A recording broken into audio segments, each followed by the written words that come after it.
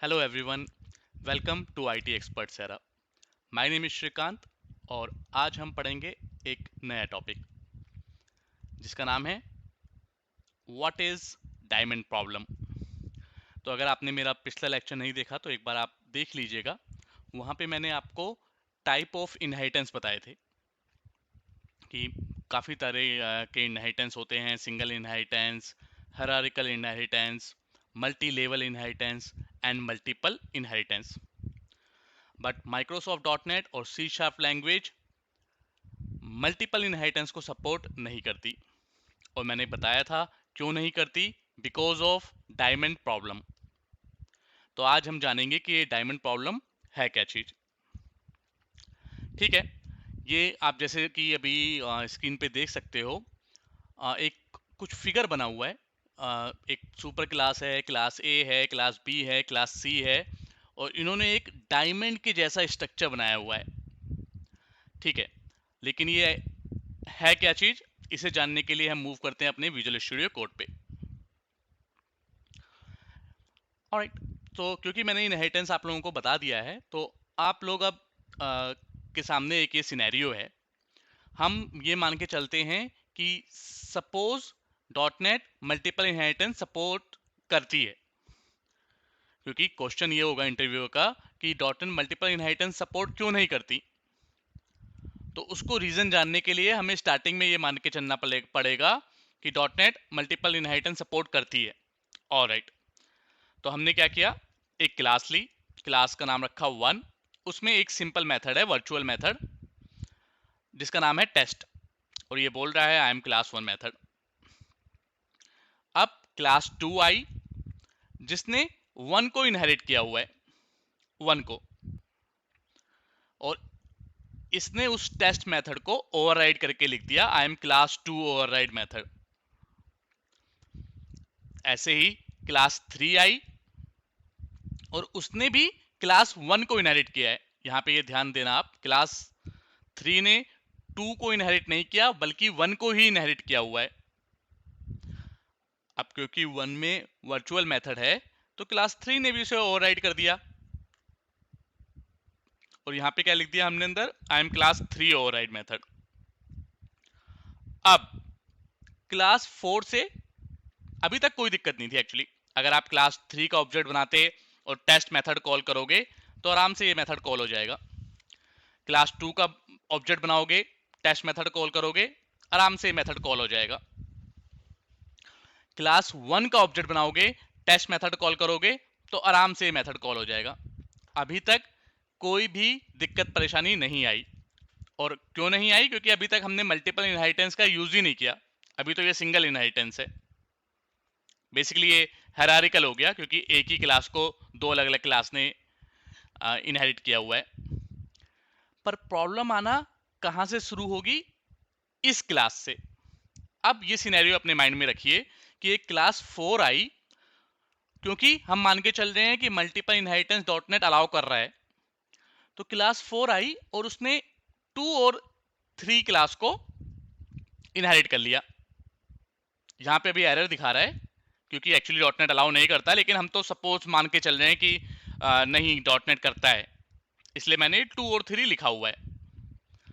तो अब मैं अगर अपनी दूसरी क्लास में जाके 4 का ऑब्जेक्ट बनाऊंगा, ये बात बहुत ध्यान से समझिएगा कि अगर अब मैं जब ये मल्टीपल इनहेरिटेंस सपोर्ट करता है तब मैं फोर्थ क्लास का, क्लास 4 का ऑब्जेक्ट बनाऊंगा जिसने कि 2 और 3 को इनहेरिट किया हुआ है, और 2 और 3 ने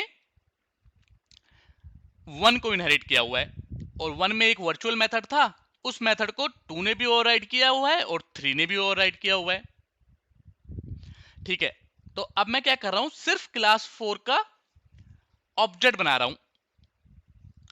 तो आप सोचिए, अब जब ये obj4 जो ऑब्जेक्ट है डॉट करके टेस्ट मेथड कॉल करेगा,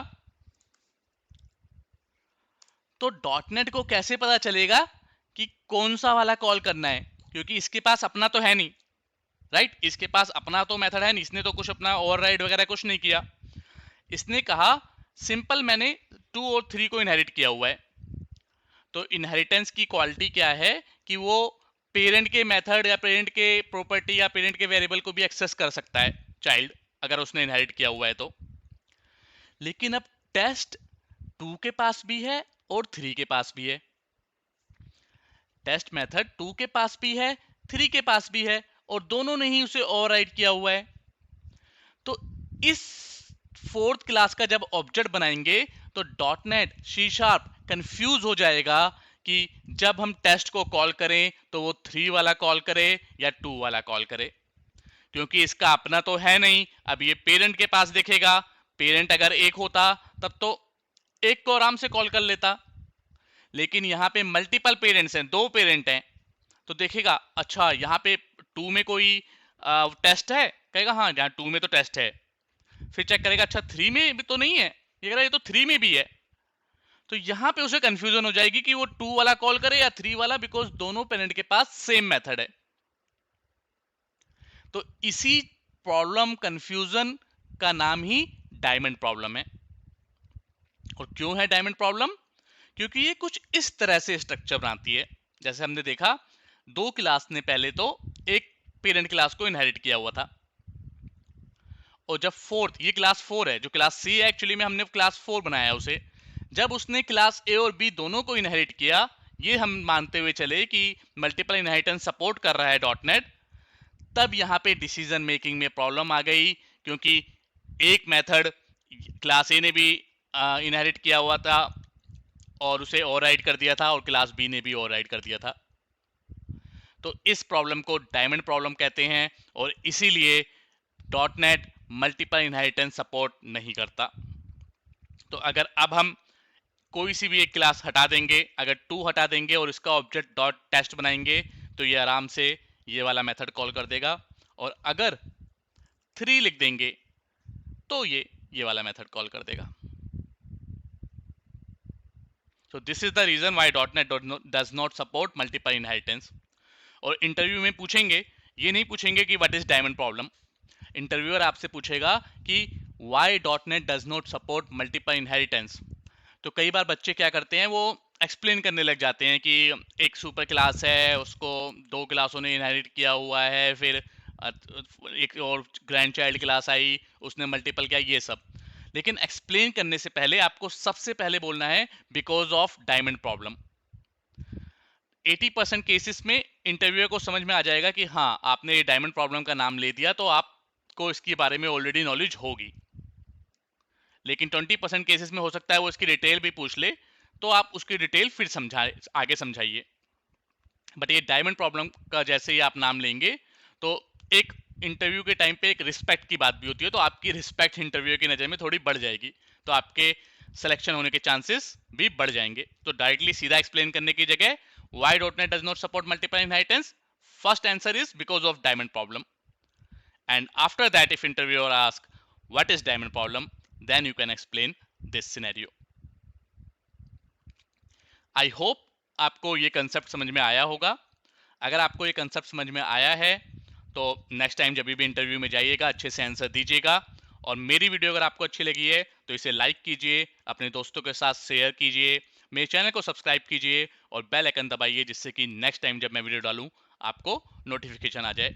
मैं इस चैनल पे बहुत सारी इन्फॉर्मेटिव वीडियो डालने वाला हूँ, programming, C#, oops, loops and all सारी प्रोग्रामिंग से रिलेटेड चीज़ें। तो आप देखिए और अच्छे से इंटरव्यू क्लियर कीजिए। अब मिलते हैं नेक्स्ट वीडियो में। Till then, bye bye, take care.